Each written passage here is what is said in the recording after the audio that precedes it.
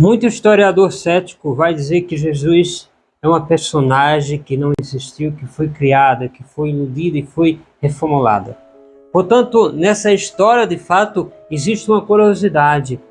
Uma curiosidade que, ao mesmo o Novo Testamento, escrito por Paulo, as cartas de Paulo, vai dizer que ele não viu Jesus, porém ele teve uma experiência com Jesus e ao mesmo tempo ele encarnou-se. Jesus é a encarnação do próprio Deus. Então Jesus, ele é Deus. Jesus é um personagem, nunca foi um personagem, assim como os historiadores, aqueles que céticos, vai dizer que foi uma história inventada, que esse Jesus desde hoje se procura no seu túmulo e não encontraram nenhum ossos de Jesus.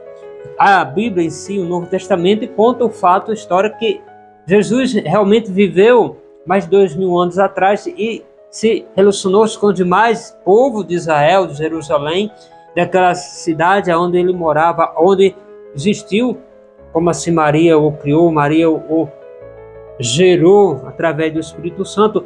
Mas é interessante que a historização de muitos historiadores que são céticos sempre vem atestando, dizendo, não, Jesus não existe. Aí eu pergunto, mas se Jesus não existe, por que Paulo? Realmente Paulo, então, deve ser adorado Paulo, porque Paulo diz assim, eu tive essa experiência com o próprio Cristo. Cristo vive em mim e eu vivo nele. E através dessa identificação de Paulo, que o historiador vai dizer que Jesus não existe. Portanto, então, Paulo vem aqui relatar para nós que Jesus, ele não é um personagem, Jesus, ele é a pessoa única, a pessoa que está em espírito e em verdade, aquela que conviveu entre aquele povo, aquela experiência que ele consistiu naquela região. Jesus, ele é o alfa, o ômega, o princípio e o fim. Ele não é que foi o acontecimento que passou. Ele é o que passou, ele é o meio, o presente. Ele está no nosso meio. Assim como os demais apóstolos tiveram essa experiência com ele. Então, é preciso que a gente temos essa consciência, essa convicção que Jesus existe. Ele está no nosso meio. Nós estamos vivenciando um momento crucial, o momento da Páscoa, o momento da Paixão, o momento da ressurreição. São 3 episódios interessantes, na verdade 4, que vem ali Jesus entrando em Jerusalém, que é o momento dos ramos, digamos assim, traduzido para a tradução cristã, onde Jesus entra em Jerusalém, todos acalmam ele. Então, a existência de Jesus ali vai ser proclamada naquele momento. Depois vem dali aonde Jesus ele vai ser entregue. Entregue a quem? Aos homens da lei. Quem eram os homens da lei daquele rei, naquele tempo? Eram os próprios doutores da lei, os fariseus, escribas, aquele que reformulava o Antigo Testamento. Então, Jesus naquele momento é entregue ao sínodo, ou seja, Jesus ele é entregue ao rei. É tanto que o rei também, ele diz assim, eu não vejo nenhum mal nesse homem. Então, é preciso que a gente veja que uma personagem não criada, mas uma personagem aqui verídica.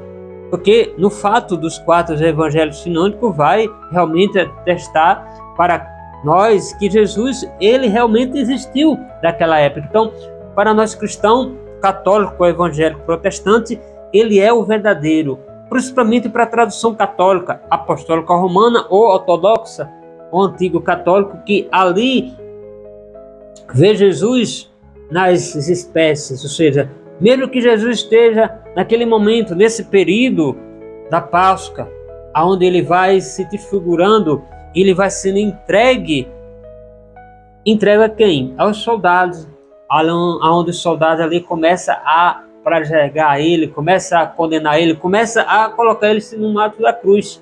Então, toda a historização, mesmo com historiadores, aqueles cético quer dizer aqueles que não acreditam nessa realidade, que eles dizem assim, mas para ter a consciência, para mostrar a verdade, tem que ter os ossos.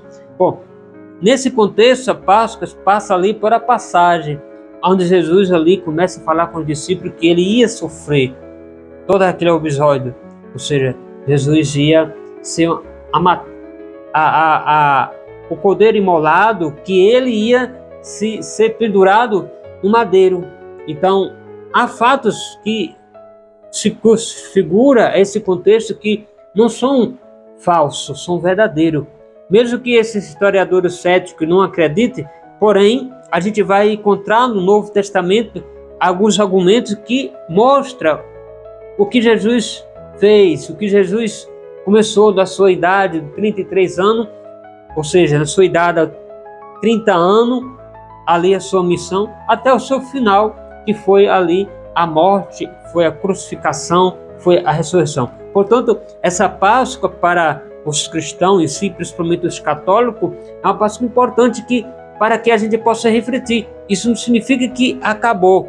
Mas você está repetindo o mesmo, fazendo a repetição? Não. Uma memória.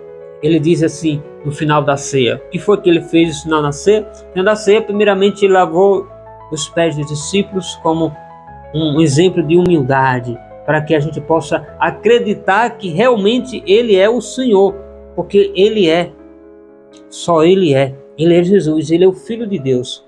Então, aquele momento crucial que ele lava os pés dos apóstolos, depois que ele lava os pés dos apóstolos, tudo está concluído, ele também faz a ceia, que é a Páscoa. Justamente ele diz: Tomás, pega o cálice, faz ali todo aquele ritual da Páscoa, que fazia, né, na passagem dos 40 dias, os judeus fazem isso também. Então, Jesus diz assim: é chegada a minha hora. Então, Jesus: Tomás, o meu cálice, beber, né?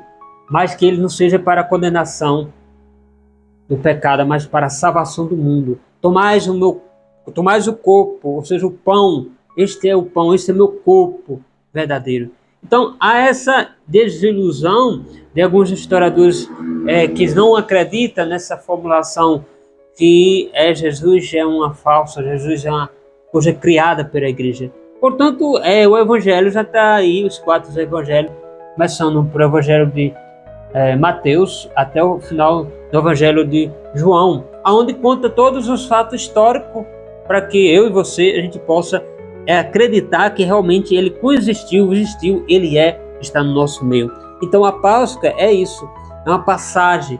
Jesus ali estava no momento crucial da sua missão, que ele foi entregue justamente àquele povo, e o próprio povo condenou-lo e ficou sozinho. Na verdade, você vai ver relatos que Jesus ali se pendura, só que fica com Jesus ali a mãe de Jesus, Maria Madalena, algumas mulheres, e João, o discípulo que Jesus mais amava, mais novo. Portanto, ali há uma presunção de que Jesus também pudesse assim ficar presente naquele momento. É tanto que Jesus morre, de fato, Jesus morre, mas depois, no 3º dia, o que foi que aconteceu? Ele ressuscita dentre os mortos em si. Então essa é a reflexão que eu deixo para vocês nesse contexto de hoje, nesse contexto desse momento. Tá bom? Deus abençoe. Tamo junto. Bye bye.